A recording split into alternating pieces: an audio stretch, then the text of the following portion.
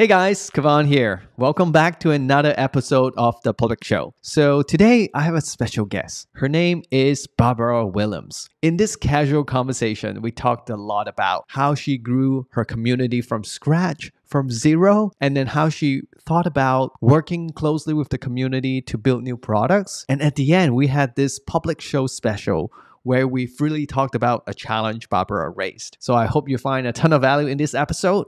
We'll get into it now. Hey Barbara, Kevon here. Wow, so excited to Hello. have you on the public show. Yeah, I'm so happy to be here. Thank you so much for having me. Yeah, so just for the people watching this, the reason why I invited Barbara here is because we met at the Building Public Sprint, and then I've been checking out Barbara's work. It's amazing. She's very real and authentic, and I really like the style that she show up on the internet. And I feel like she is someone who just is so generous in sharing what she knows. So that's why we're here. Yay. That's awesome. Yeah, I love doing your public sprint. That was such a great experience. You have such a great community. So many people are working on so many great things. Everyone's super helpful. Just, I loved all of that experience. It was great. Thank you. Yeah, I sometimes find that by showing up as yourself, you're not pretending to be someone. So the people who are coming to you are also the same. And I find that to be so helpful online. Yeah, that's a really good point. I yeah, I'm sure we'll get into it, but I definitely I've I've relaxed about like feeling silly and being kind of a goofus on on podcasts that I do or on things that I'm doing because I realize that if I can be as just myself as I possibly can, which is so weird to have to like try to remember to be yourself and to not put on some kind of like thing. You just attract the right people because they're your people. It's not like you have to be any certain. If you pretend to be something else, then you attract this type of person that you don't actually gel with Yeah. properly because it's not really you.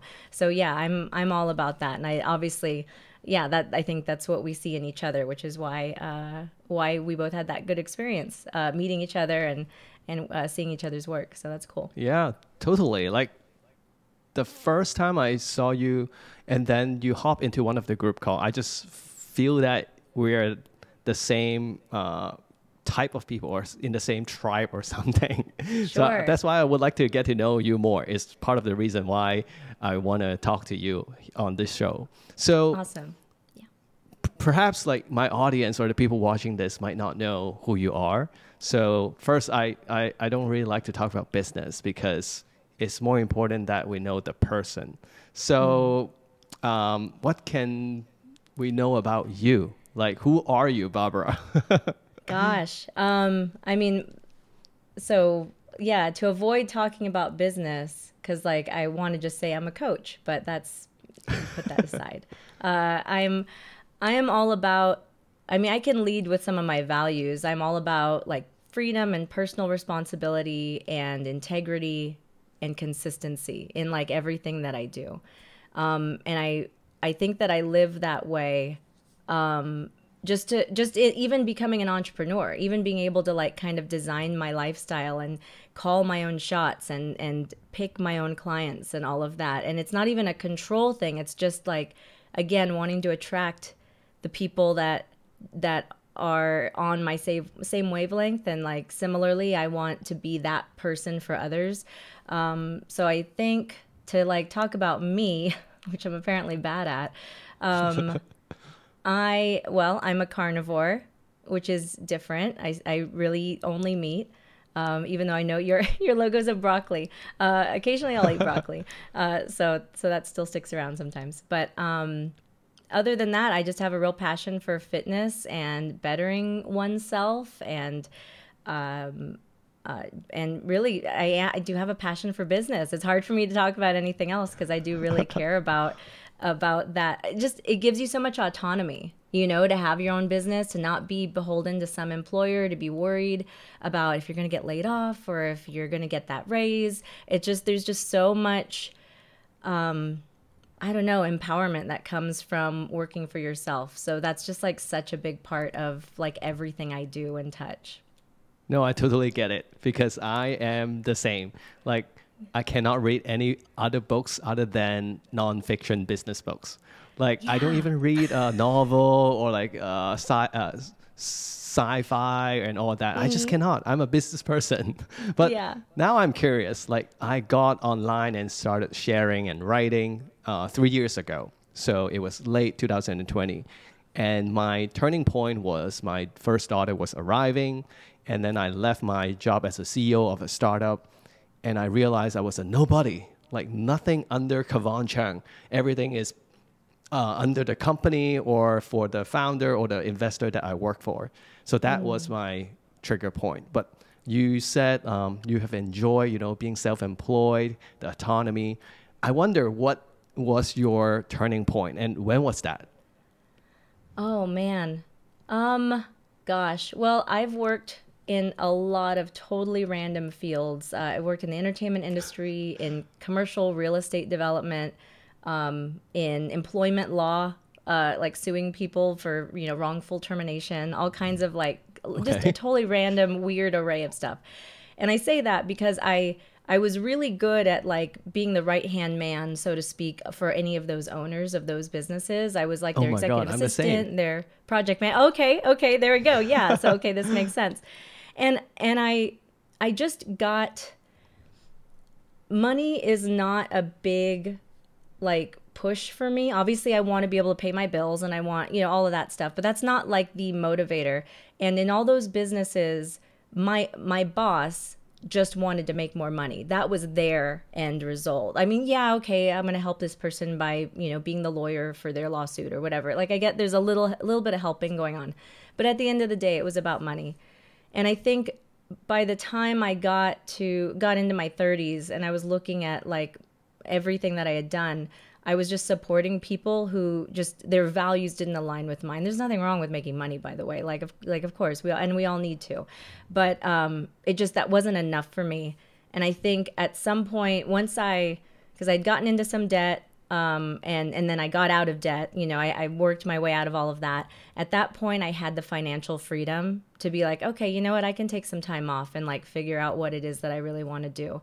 And that's kind of what was my turning point. So thank you. I've now reached it as I was telling my story.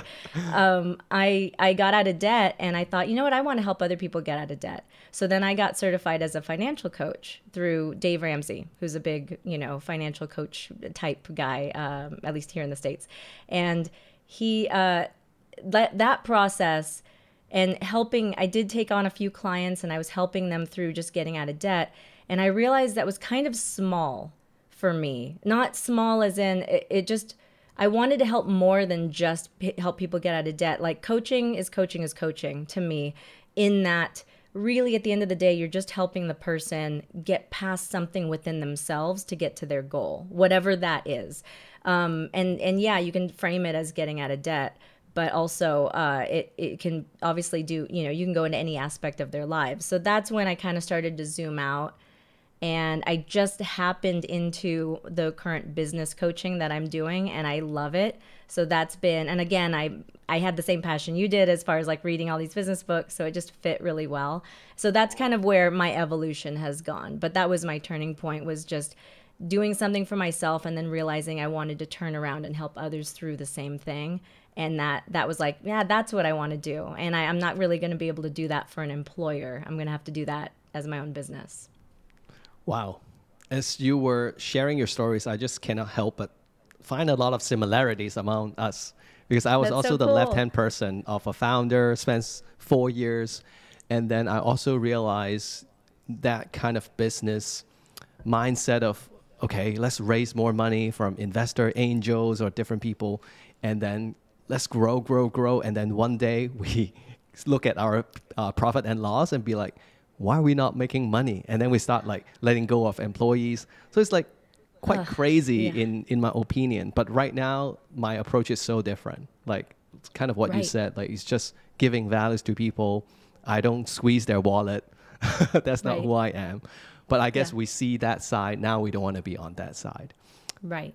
Yeah. And I actually, when I was like looking into your work, I found that you not just do coaching now, but you actually run a community, right? The CIRS Yeah. community. And I actually Yes. scroll to the bottom of the Instagram page to see when you started it. I think it was 2022, so just last year. Yeah. Yeah. So Yes. how did you go from coaching and all the other things and then now running a community around this? Yeah. Well, I guess technically I'm involved in like three businesses, and they've got the coaching element in all of them, but so I have my own business that I coach people, individually or in groups, but I also coach for another online community that I don't own. And that's where I do all my business coaching. I run like 5 or 6 weekly calls. They're all business except one is fitness, and so That they're must be like the school of accountability. life. Yes, yeah, that's the School of Okay. Life one. Yeah, yeah. So that those are those two, and then the business that I own, that I co-own with actually my best friend and business partner. We have the CIRS Group, CIRS Group, and yeah, so that came about because she and I both got diagnosed with this basically autoimmune illness at the same time. We were both having completely different symptoms, and we were both friends with a nutritionist in the carnivore space. So we're all carnivores, and we the nutritionist had recently found out about this illness that seemed to be kind of prevalent, especially within the carnivore community. And that's because anyone crazy enough to only eat meat is probably dealing with an illness. Like they're probably dealing with something, right? Like for the most part, people don't need to go to this extreme elimination diet to feel Right. okay or to heal.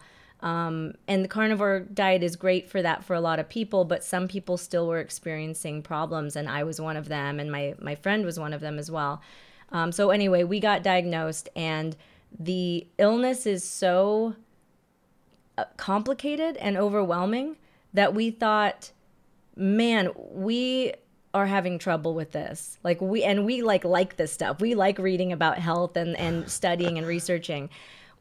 There's probably people who need help with this. So we decided to start the group from that. And it was born out of the fact that she and I were able to help each other through our illness and our diagnosis and treatment. And so, I mean, we got diagnosed April of 2022, and I think we registered that domain, the cirsgroup.com, like almost immediately. We were just like bought in. We're like, we're going to help people through this. We need, we're doing all this research and learning. We might as well like put it somewhere and let Right. other people benefit from it too. So that's where that came from. You actually introduced me to this term. I was like Googling, Wikipediaing this term. My sorry for my ignorance, but does it No. lower your immune system so you get sick as you expose to like bacteria or mold? Does it make you easier to get sick? It's it actually does the opposite of lowering it. It amps up your immune system to the point where it's damaging your body. Like it's like basically it's like an overreaction, for like, to overly simplify what is going on. Oh, yeah. You get exposed to mold, or it can be like the red tide, or like certain bacteria in the ocean, or even a tick bite, Lyme disease. It can be any of those things. And once it enters the body for people with CIRS, and this affects, it's a genetic predisposition that affects like a quarter of the population. So it's actually, it's relatively common.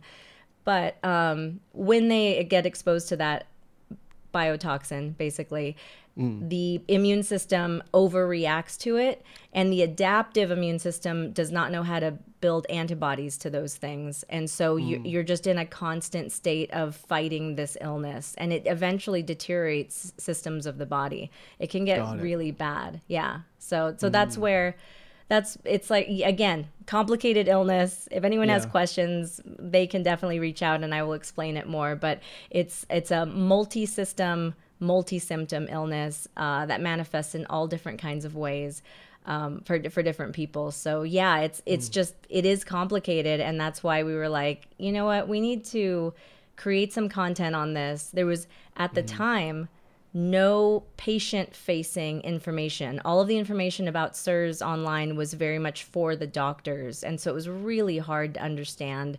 And that's not because people are dumb, but CIRS actually affects your cognition. It affects how you process information. It's really hard to focus and concentrate. So that was like just another layer to make it difficult for people suffering with this illness. So that's why we decided to have a podcast and have this group and just kind of bring that education and information to people as much as we could.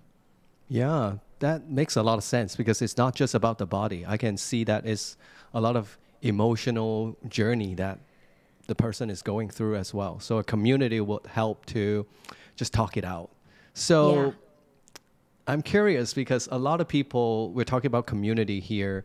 A lot of people, okay, they have a goal or a topic, but then they start thinking, okay, how can I find these people with CIRS?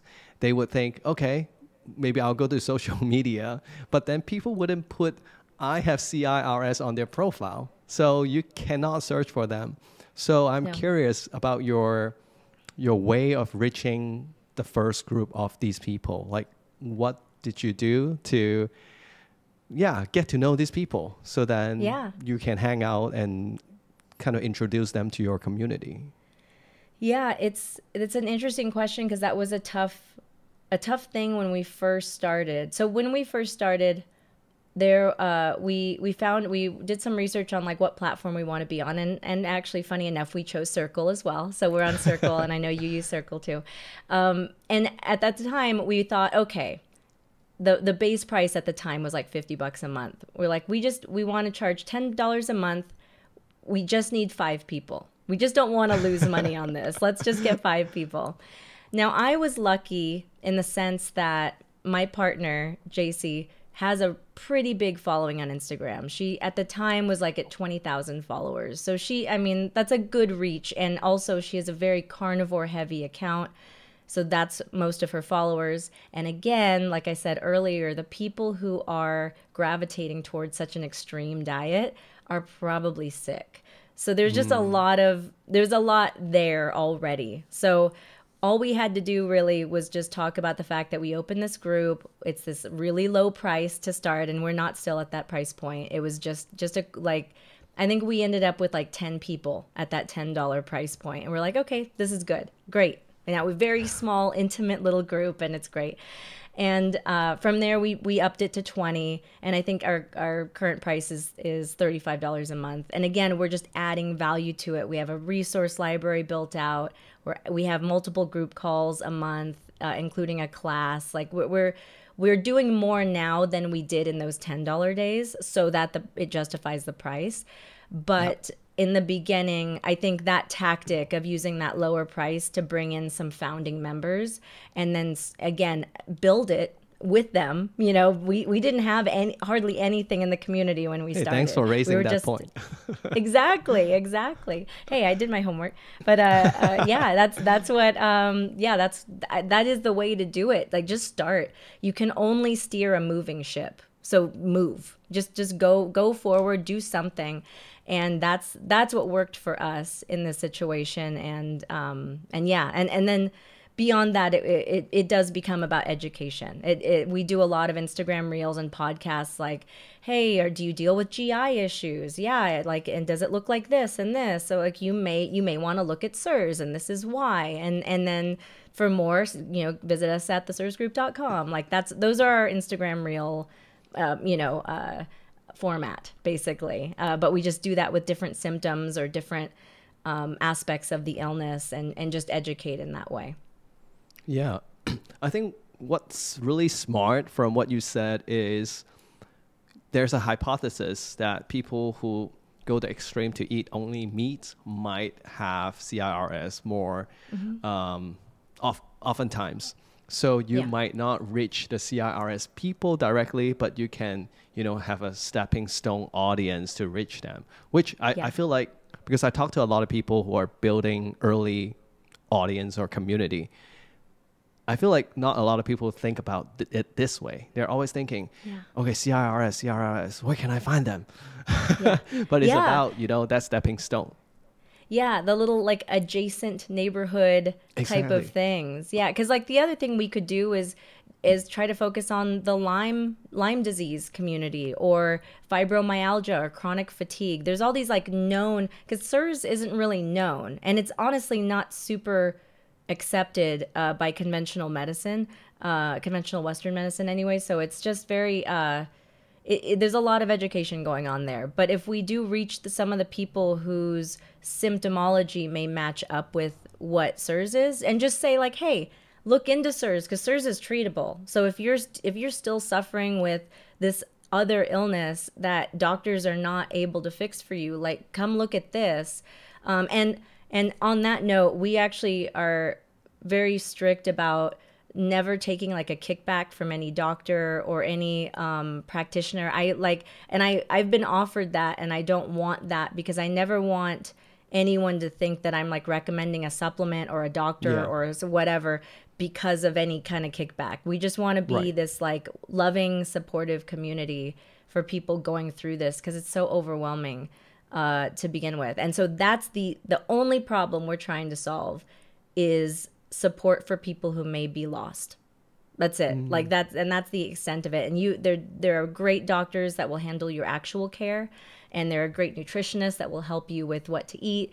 But we are here just to kind of like cradle you through this whole like situation that you find yourself in. But yeah, that's anyway, I'm talking too much, but that's about No, that's the no. extent of where the community is right now. You should be talking a lot. Okay. But I like that Thanks. you said about the kickback, because like, affiliates for digital products. Okay, that seems fine.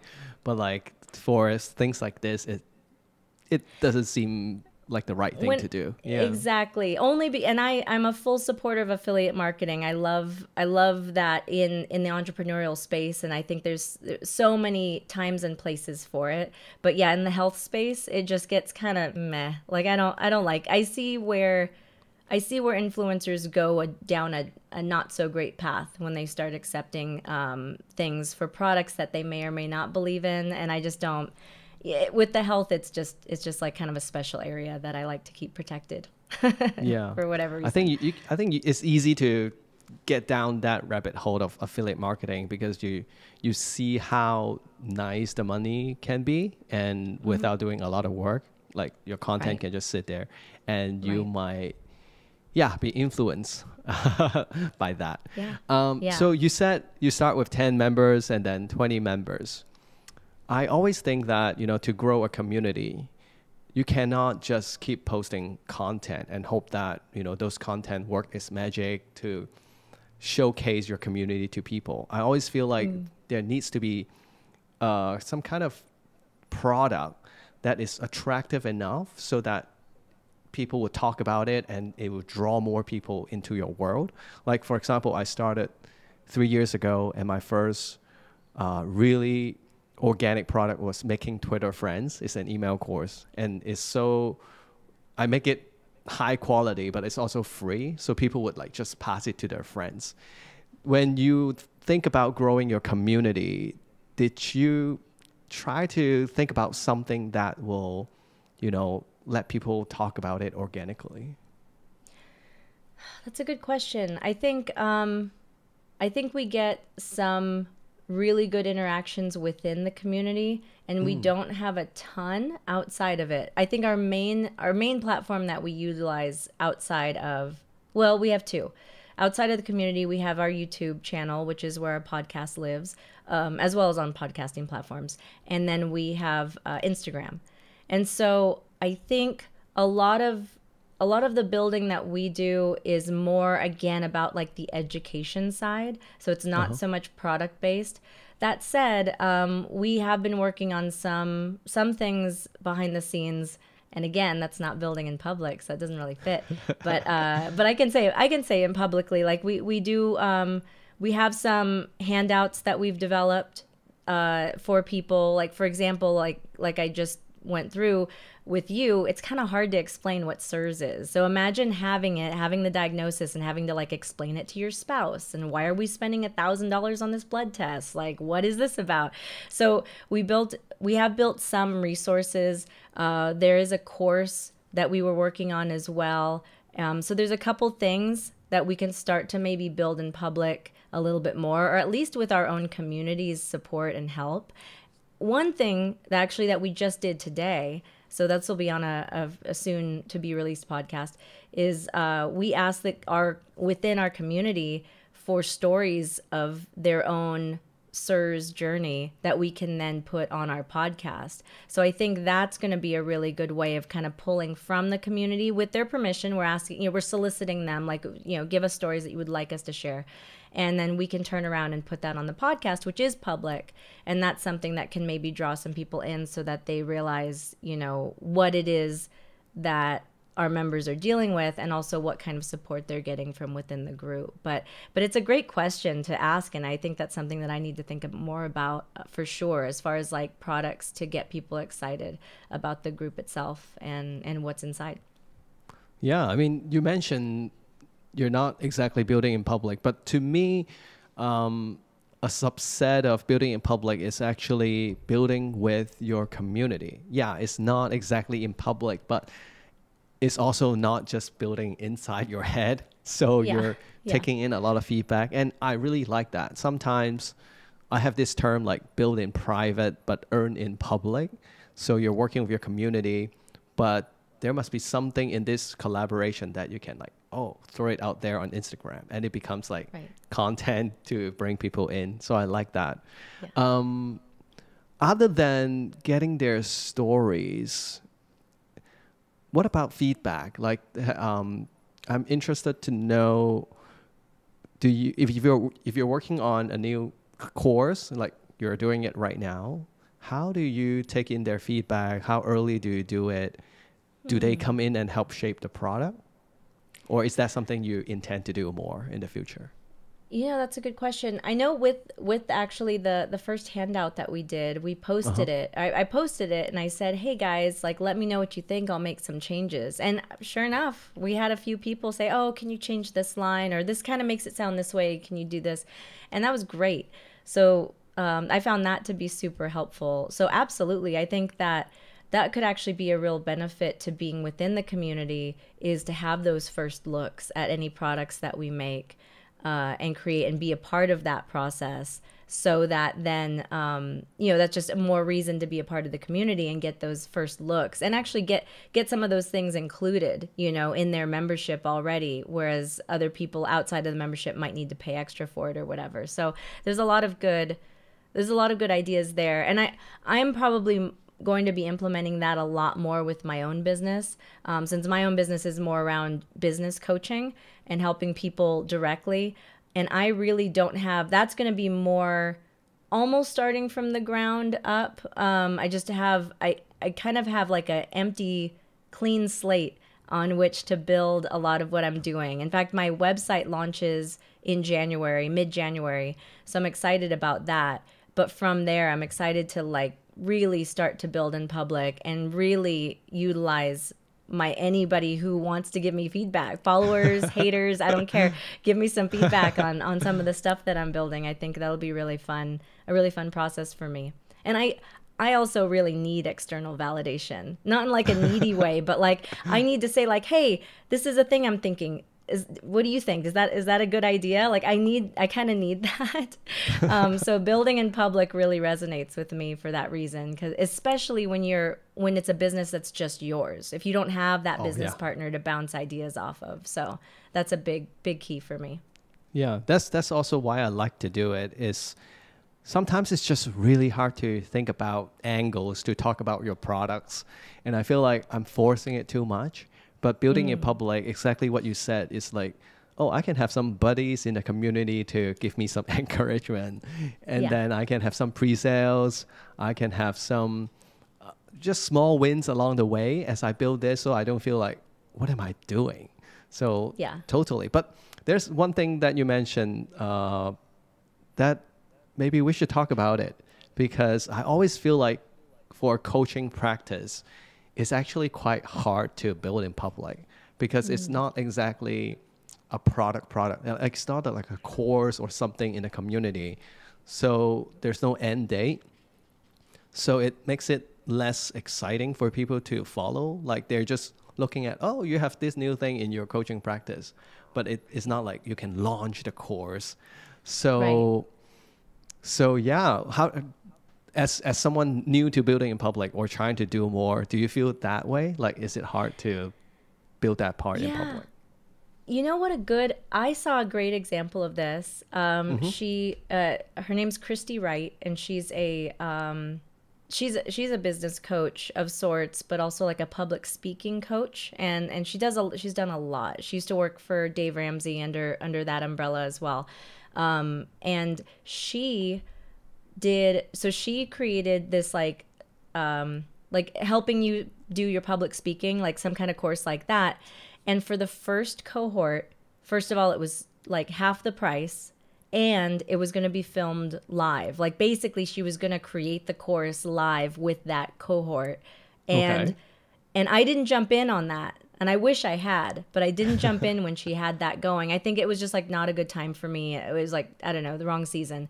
But then the following year, like maybe 6 months later, she launched it for real, in the sense of, now it's recorded, now it's done. So she took what she created on the fly with that cohort, and then, made it prettier, probably scripted it, refilmed it all, like, probably just, made it all whatever, more professional, and then like doubled the price. And now it's not a live course, it's just a filmed course that you take at your own pace.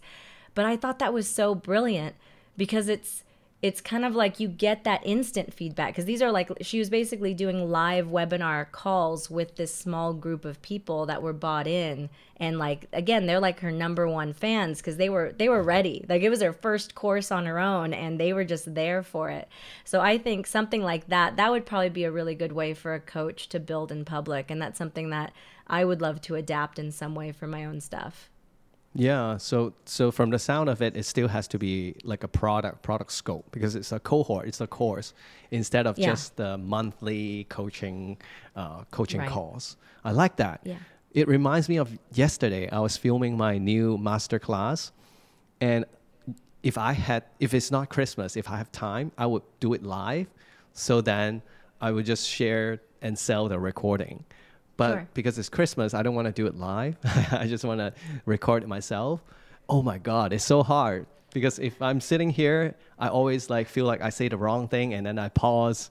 And then now I have to go back and edit out all the pauses. If I do it live, I would have no editing needed, right? It's just a live presentation. So I like that approach a lot. It's such a good way to look at it. It's crazy to me, but I think I feel the same way. I like doing podcasts for that reason, in the sense that it did feel, I know you can go back and edit and clean it up and all that stuff, but it's live. It's with another person, and you're creating this moment together live, and it's being recorded, and that's great. And there's just something different about that than just sitting in front of a computer or your camera by yourself, and like and there's computer. just too and computer, the whole deal. And it's just there's just too much. It's just too much at that point to be, I don't know, just in the moment.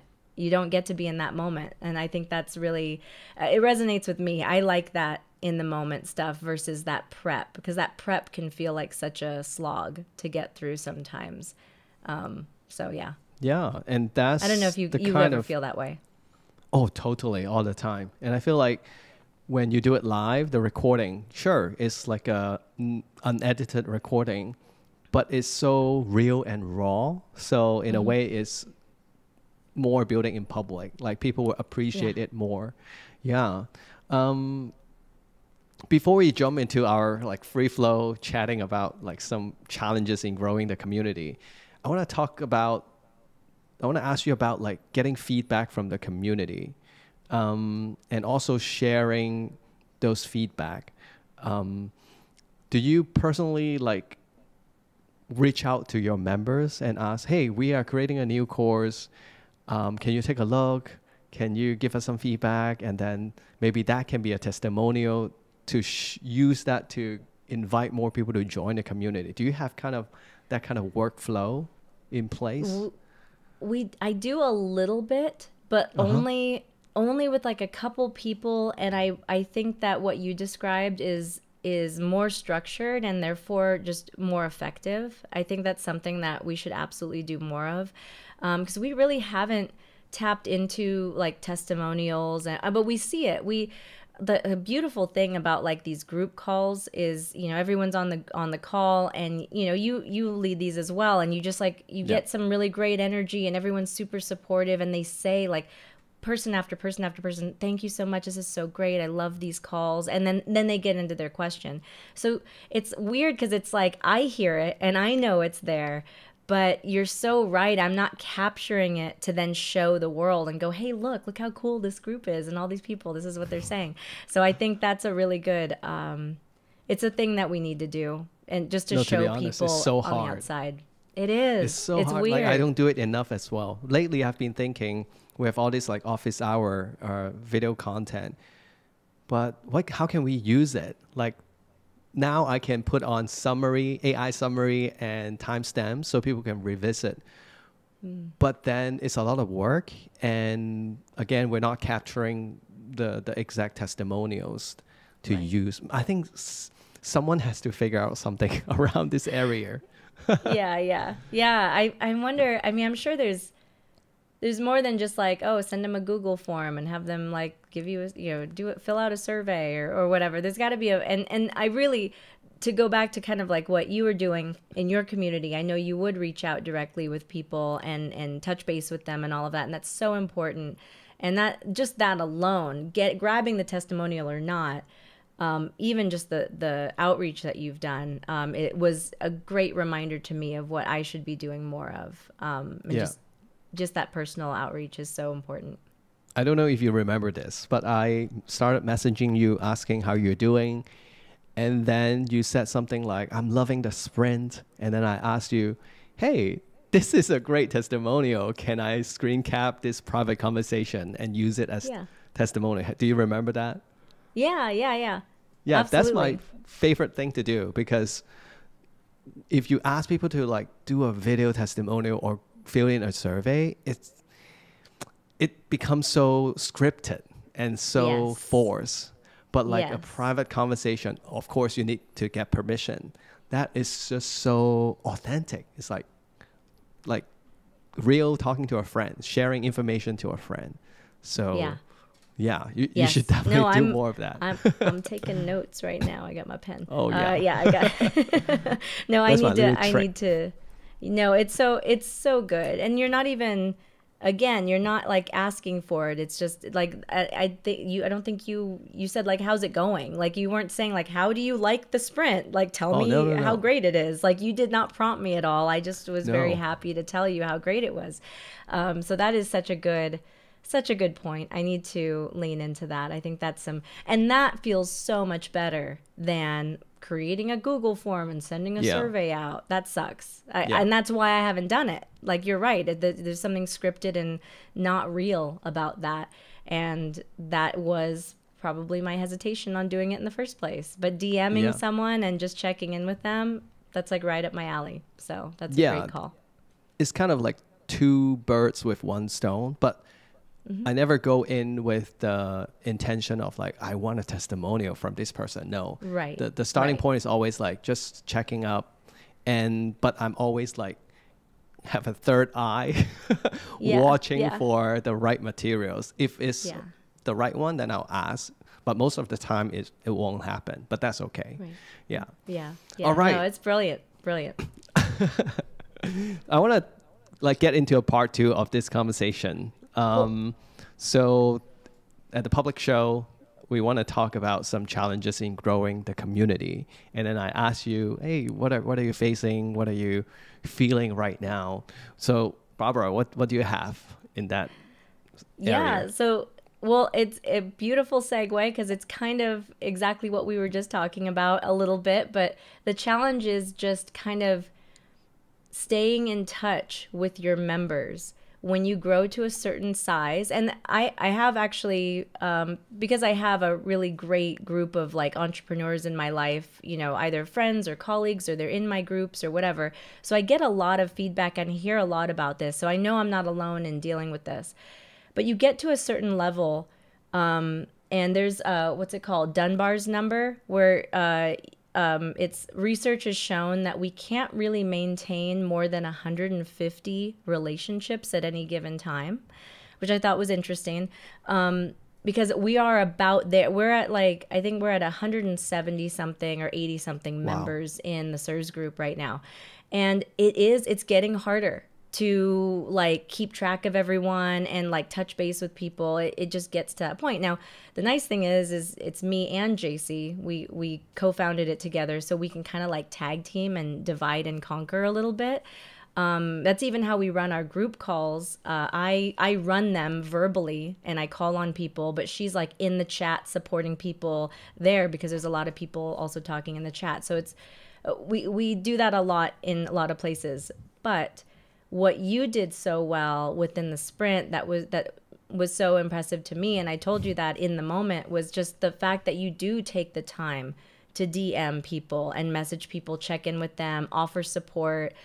You're commenting on everyone's posts. Like there's just a lot of support within your community, and that is just so important. You need so the challenge, I'm finally articulating it, is just making sure that your members feel seen and feel heard and feel supported. Because like otherwise, why are they there? Like, yeah, they're there for the whole group. The whole group makes the group, of course.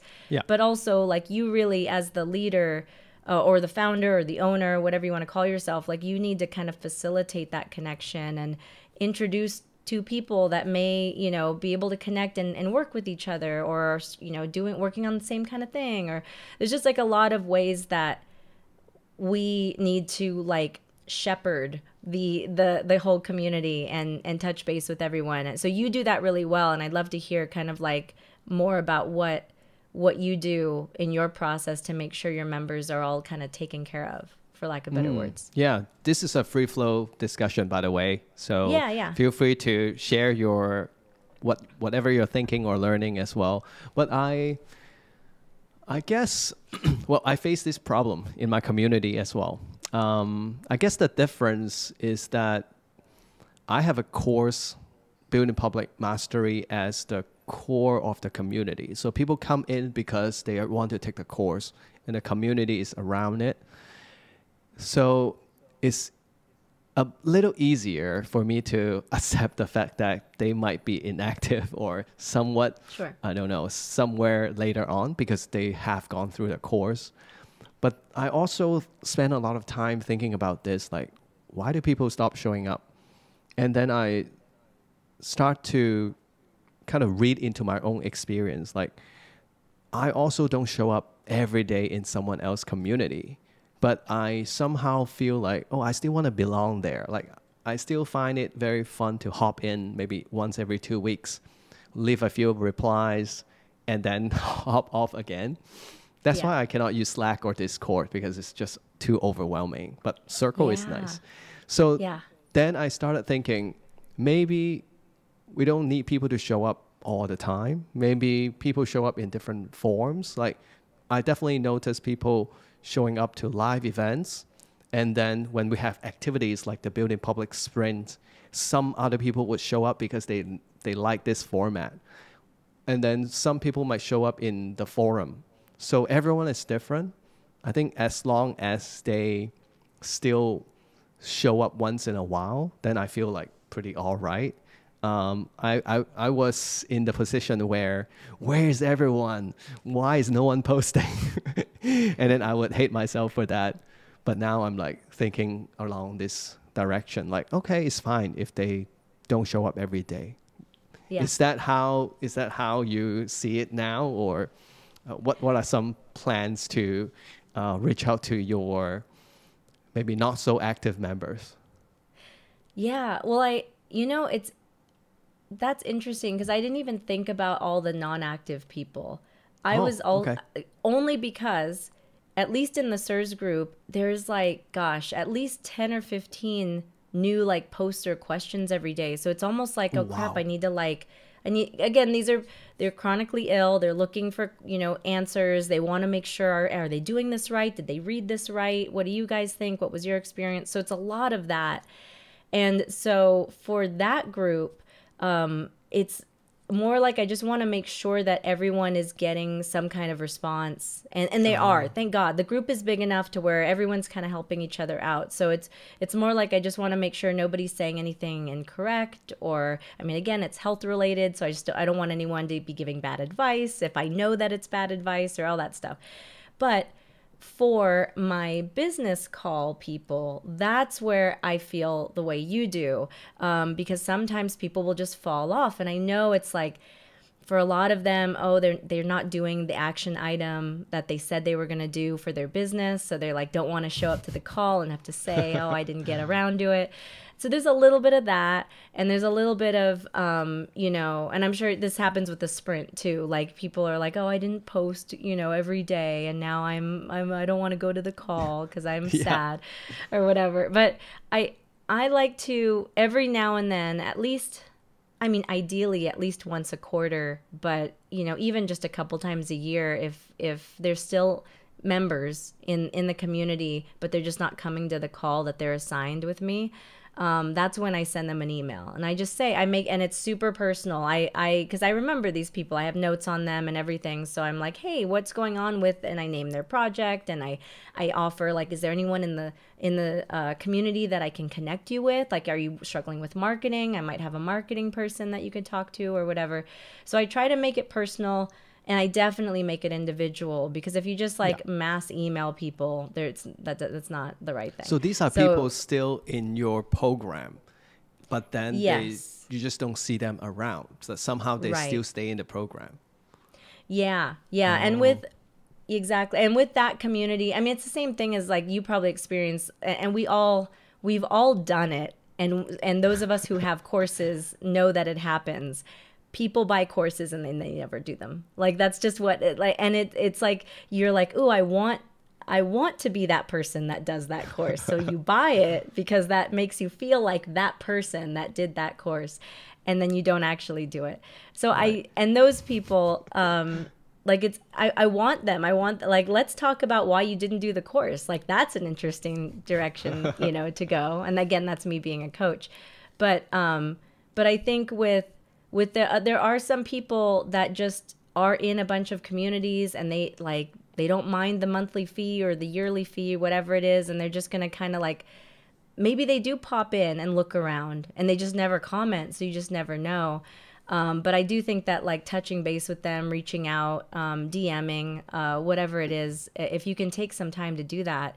And again, I think especially if anyone watching is like new and their community is small, man, this is the time to do it. Like you can. When you get up to a certain number of people, it becomes very time consuming and difficult to get, that kind of regular touch point with each person. Yeah. By the way, when you said something about like people buying courses, top of my head, I was thinking, it's not helping that people are so good at doing their marketing that they always put in the scarcity, urgency. Yes, so yes. More and more people buy it, but maybe they don't have time to do it. Right, exactly, Yeah. exactly, yeah. So I think about like the community part. One thing I'm thinking is maybe we need to create like a sandbox environment, so then these people feel like, okay, this is suitable to me, so maybe I can hop in. So like, for example, building public sprint, I do it inside a community, but I also open to the public. And my thinking is that it's just 1 month. It's like a sandbox. So if you have been not active within this group, then this is another tiny, tiny commitment that you can come back in and join. And I do see people do that. And then, for example, maybe we can create another activity. So, for example, tonight I'm doing office hour about like, just reflecting and planning our 2024 goals. And then I see some people, oh, I want to do that, and hop in. And then there's mastermind led by members, and it's just one off. like no long-term commitment. It's just one-off, couple hours in prep work and the live session. And then some people want to hop back in because it's like, oh, I can get feedback. Sure, I'll come in. So I start thinking about like how to use activity, low commitment activity, to draw people back. I think I need to investigate a bit more how this really works, but this is my observation so far. Yeah, that makes sense to me. And that is something that is happening in that the School of Life community is some member-led calls and things that are kind of community originated, like that they're all doing it themselves, and that's been really cool to see. And that those calls are less structured, less regimented. Like there's no facilitator sitting there going, did you do your thing that you said you were going to do? So I think that those are great opportunities for people to get back into things. And there's some other things in the school, like they do, a couple monthly webinars so people can attend those. So there's a reason why someone might pay the money to be in the community but not necessarily show up to the calls, because it's not just the calls. Although I definitely find it to be the most valuable part, but I am biased, I'm sure. But yeah, everyone's different. Yeah, everyone's different, exactly. But I think that kind of echoes what you just said, as far as having those other little features to bring people back in, to remind people of what the value is in being a part of that community. And sometimes people, like, life just gets busy, and this, whatever business they were going to start or side hustle or whatever just wasn't a high enough priority for them to keep it up at the top. And that's, again, as a coach, I want to ask, like, why? Like, is that really the case? Are you actually scared of what might happen? Are you this? Are you that? Like, I mean, I could spend all day going into that, but yeah, it's a lot of psychology going on with people. I'm the opposite from you. Like, I'm the type that I don't really show up on the live calls because I have 2 daughters and life is busy. Sure. But I'm part of J. Cloud's creator science community. That's my only paid community. But somehow if the price is right, I still want to belong there, even though I only show up a few times a year. I don't know. Maybe it's the feeling of belonging. Maybe it's like, maybe it's FOMO. Like, I don't want to miss out meeting some awesome people in there. So sometimes we just don't see how other people prioritize, like, because we are so different in terms of valuing our community. So that makes it so hard. Yeah, and that's where I do think it goes back to even how we opened this conversation. Like, you and I were drawn to each other because we're both authentic and we both seem to really care and want to do, what's right by people and help people. And I think that's where, hopefully, the more real you can be, the more that you do attract those people that are also wanting to help others. They really want to better themselves. This is a priority for them. And then you do end up with the bulk of your members being, those ride or dies, the people that are, like, really happy to be there and all in on your method, or at least just kind of being around you and the other people who like you because they feel like your people. They feel like your tribe or whatever. Yeah, totally. Barbara, I can tell you're very familiar with doing this kind of chatting because you make a loop back to the beginning. So this is a nice place to wrap it up. Cool. Yay. So yeah, you talk about, you have your business side, you have your CIRS Group. Mm-hmm. I guess if people want to check out your work, where should they go? Where are you most active on? Yeah, well, my handle almost everywhere is Act Like Barbara. Yeah, and that comes from, I used to act. I used to do like improv comedy, and I lived in LA for a bit. And so that was a social media handle I came up with back in the early 2000s, and it has stuck. I don't act anymore, although sometimes I miss it. But if anyone's like, Act Like Barbara, that's what that's from. But yeah, actlikebarbara.com is just a landing page right now. I don't know when this is going to air, but January 19th, 2024 or so, my new website will be launched, and that will be the address. So it'll be a nice, pretty, fancy new website at that point. But yeah, that, and then that handle on Instagram and Twitter. And then on anywhere of those places, there are links for the CIRSgroup.com, tomschooloflife.com, which is the business community that I run calls at. And then, of course, my own offerings are all on my website. So yeah, that's all my stuff. Yeah, I'll surely put all the links below. And Thank you.